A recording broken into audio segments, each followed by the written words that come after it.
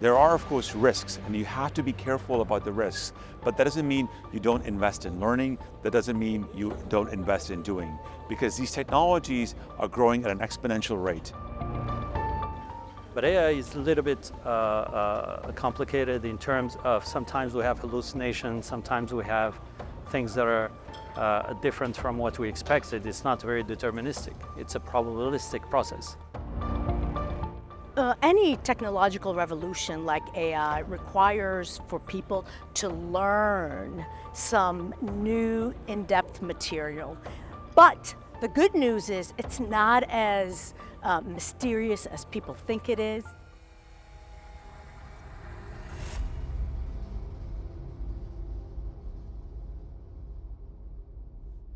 Our feeling is, and our assessment is, that AI is revolutionizing the world, revolutionizing the way companies work, the ways in which universities work, and it's up to every leader to learn how to use AI and think about its application to their work, to their organization, both for the benefit of what they do, but also to be responsible in their use of AI. Throughout history, when there is always a general purpose technology that shows up, people are nervous. They don't know what to do with it. And AI is a general purpose technology, and it's frightening because it's very difficult to know what to do with it, especially that there are risks. Any technological revolution like AI requires for people to learn some new in-depth material. But the good news is it's not as mysterious as people think it is. So many people are worried about AI. Some people think that it's not going to be as effective as it is, or that there might be too many risks in terms of hallucination and bias. Those things are real concerns, but that doesn't mean we don't learn how to use the technology today, because in the research we've been doing at Harvard across multiple labs and multiple faculty members, what we find is that the benefits outweigh the risks. There are, of course, risks, and you have to be careful about the risks, but that doesn't mean you don't invest in learning. That doesn't mean you don't invest in doing, because these technologies are growing at an exponential rate. In this exponential rate situation, the longer you wait, the further you fall behind. So it's important for all of us to understand, in this exponential race, we have to keep up, and we have to keep investing in the learning and the doing with the awareness of the responsibility. You know, AI and the digital mindset is like learning a completely new language. It's like operating in a new language. That means everyone needs to learn that language.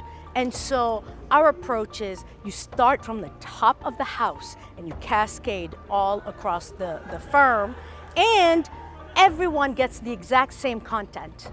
Why? It's the content you need either to lead or contribute or participate in the transformation.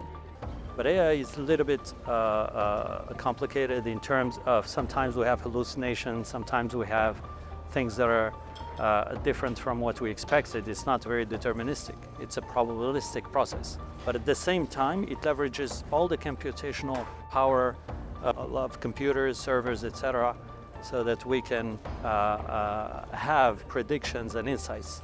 And this is what's great about this technology. So we had to raise awareness to say it is useful, but maybe not in all applications.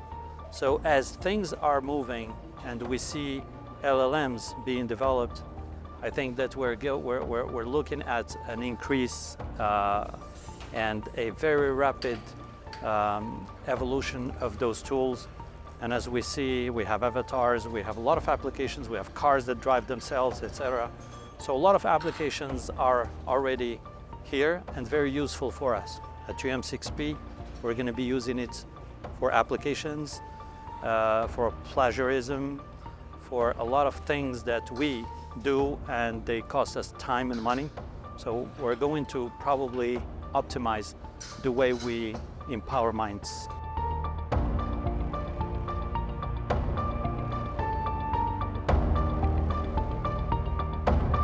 So I think one worry you would have is that all the current models have been trained on northern data, in fact Western data, Western internet data, right?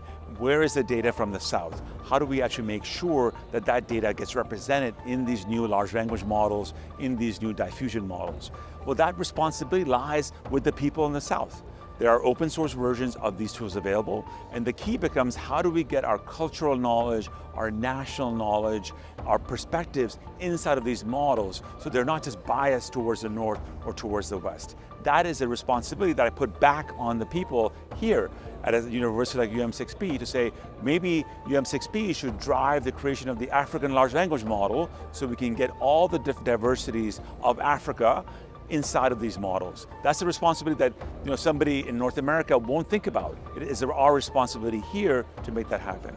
Interestingly enough, AI has been developed and deployed by the Western world.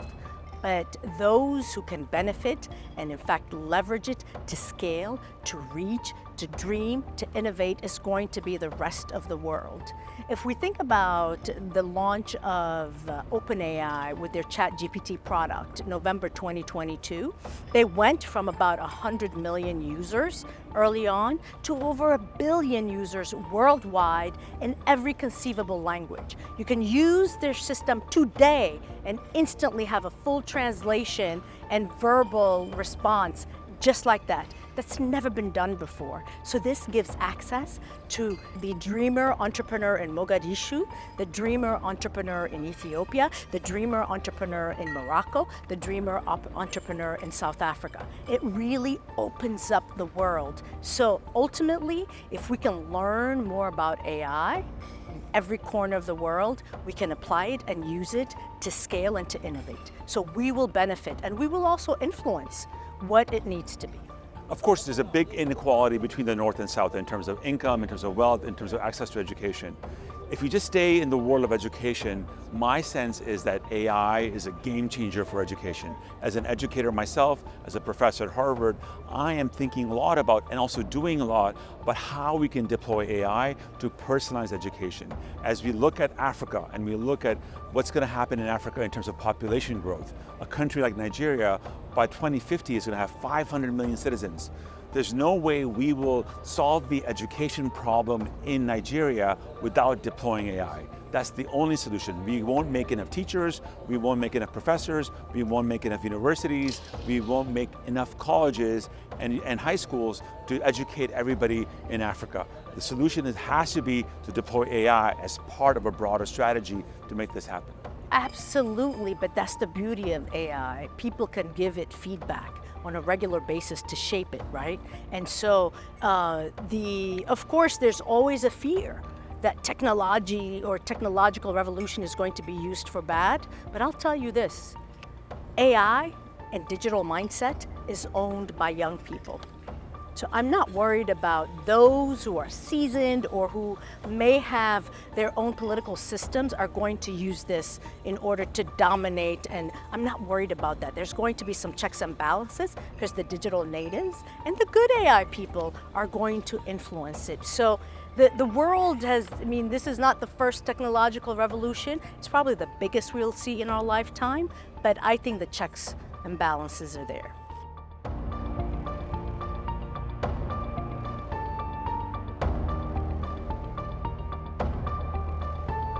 So the way we taught here at UM6B with the OCP staff is to focus on case studies. That's a signature way in which Harvard Business School teaches.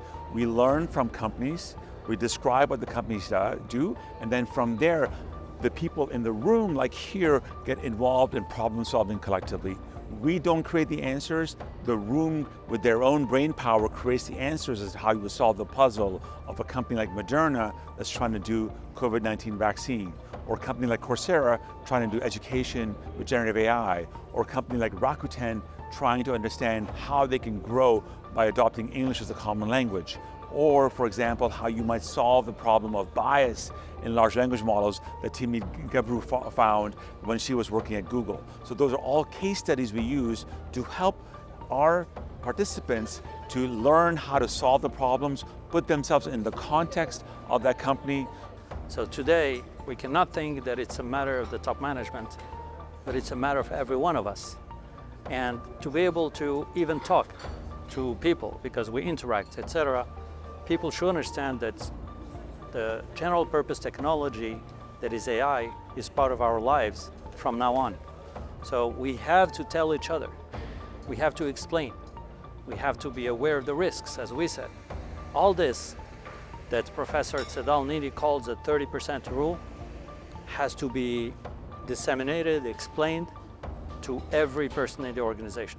You know, the case method is a powerful way to begin to imagine how we ourselves can take on a digital and AI journey by looking at what others have done and what others have done strategically, what others have done from a leadership standpoint, what others have done from a change management standpoint. And with AI, you need change skills for everyone. And what these companies have done in terms of their go-to-market strategies and their outcomes. So as you see this from a variety of contexts, it gives you the insights in order to build your own. We think that is the absolute most transformative way of learning new technologies and applying them.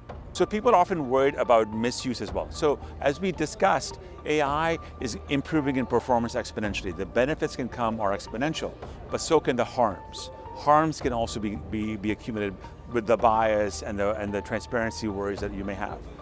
But that doesn't mean that we don't invest in learning and using, because the only way that we're going to fight bad AI is to use good AI, right? You can't fight bad AI with our conventional tools. You'll have to deploy good AI to fight those tools. So again, that doubles down on the responsibility of governments, responsibilities of universities, responsibilities of corporations to use these tools and make sure that their people know how to use these tools and get good at them.